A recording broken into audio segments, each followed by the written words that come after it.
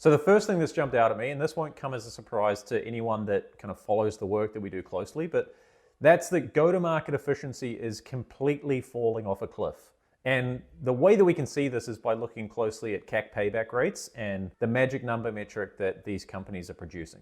So let's start with CAC payback. Right, so this isn't pretty to say the least, right? CAC paybacks for these companies have blown out to 38 months as the median. That's up from 30 months in Q1 of 23 and 32 months in Q1 of 24. That's a 27% increase over the last 2 years and a 19% increase over just the last 12 months. And when we break this metric down and look at it on an individual company basis, there've been some really big swings here. SentinelOne has gone from 31 months up to 45 months in the last 12 months. CrowdStrike has gone from 20 to 33. Procore's gone from 32 months to 51 months. And HubSpot from 33 up to 45, right? It's just much more expensive for all of these companies to generate ARR growth right now. On the right-hand side of this chart, you'll see some massive blowouts. Zoom's at 164 months, Box is at 126, Asana's at 94, PagerDuty's at 84, DocuSign's up there at 78 months, right? These are insane numbers. And keep in mind that these aren't kind of one quarter fluctuations either. This is CAC payback over the last 12 months, right? So what we do is we basically take the sales and marketing spend over the last 12 months and divide that by kind of the net new ARR generated, adjusted for gross margin, right? There are some signs of life here though. Palantir, who is kind of buoyed by this geopolitical tension and this AI wave that we're in the middle of at the moment, they're producing ARR at a really strong, 13-month CAC payback. Veeva, they have just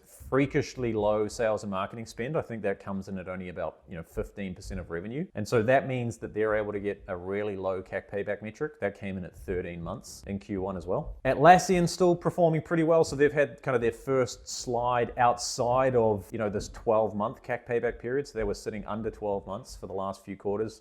That's blown out a little bit to 18 months, but still pretty strong comparatively, right? But half the companies that we track right now have CAC payback in excess of 44 months, right? Which is much higher than any of these companies would like to see.